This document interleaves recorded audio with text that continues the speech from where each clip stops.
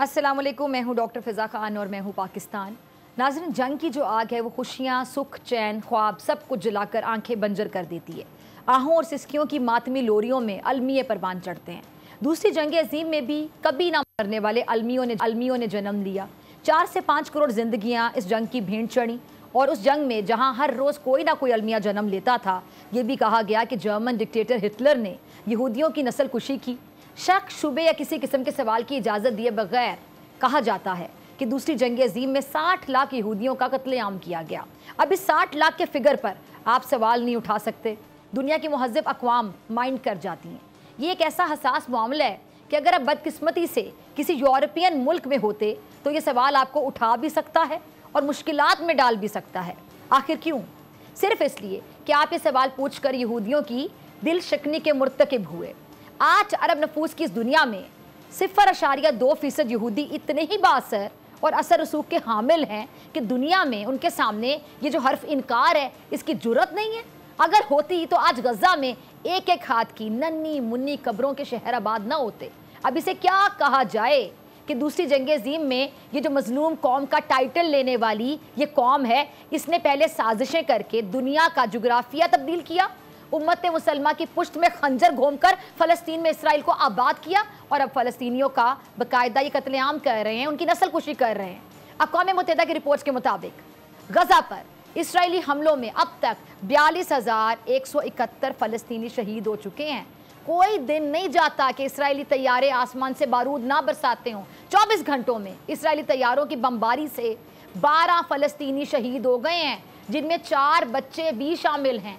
4 बच्चे जिन्हें सफ़ेद कफन में लिपटाकर कब्रों में उतारा गया है। अब इन 42,171 शहीदों में गजा की वजारत सेहत के मुताबिक 12,000 बच्चे भी शामिल हैं और इन 12,000 में 710 तो वो शीरख्वार बच्चे थे जिनकी उम्रें 1 साल से 1 बरस से भी कम थीं। बच्चों का ये कत्ल तारीख में फ़िरौन ने किया था या फिर आज ये नेतन्याहू जो आज का फ़िरौन बना हुआ है ये कर रहा है। उम्मत मुसलमा समेत दुनिया की तमाम ताकतें सिर्फ ज़बानी मुज़म्मतों को काफ़ी समझे हुए हैं। मुज़म्मती बयानात आगे भी चलें, ज़बानी जमा खर्च करके साथ साथ सीज़ फायर की कोशिशें की जा रही, लेकिन ये जो गज़बनाक इसराइल कुछ सुनने को तैयार नहीं है। क्या स्कूल, क्या हॉस्पिटल, क्या पनाह गुज़ीनों के कैंप और क्या अक़वाम मुत्तहिदा के इदारे इसराइल का जहाँ दिल चाहता है, जहाँ इनका जी चाहता है, बमबारी करके बर्बादी फेर देते हैं ये। और इसके पास सहाफ़ियों, रेड क्रॉस के कारकुनों समेत किसी के लिए माफ़ी नहीं है। कोई पूछने वाला नहीं है, कोई रोकने वाला नहीं है। और इस सूरत हाल में आलमी इदारे हमेशा की तरह बादस्तूर कहते आ रहे हैं कि ये जो जंग है ये जंगल की आग की तरह फैल सकती है, आगे भी बढ़ो ना, कुछ और भी करो। मशरक़ वुस्ता जंग के दहाने पर खड़ा है, ऐसे बयानात। और अब ये होता हुआ लग भी रहा है कि जब देखें जरा लबनान से हिजबुल्लाह के रॉकेट हमलों के बाद इसराइली तैयारों ने लबनान का बाकायदा रुख कर लिया। अब इसराइली तैयारों ने, आपको पता है कि कल क्या किया, अलल सुब लबनान के जो मुख्तलिफ इलाके हैं वहाँ पे शदीद बमबारी की है। और अरब मीडिया के मुताबिक इसराइल का ये जो हमला है ये गजा की जंग का अब तक का सबसे बड़ा फ़ज़ाई हमला था।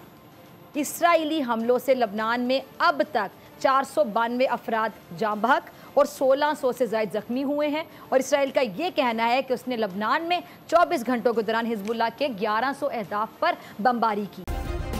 सब्सक्राइब करें और बेल दबाएं ताकि कोई खबर रह न जाए।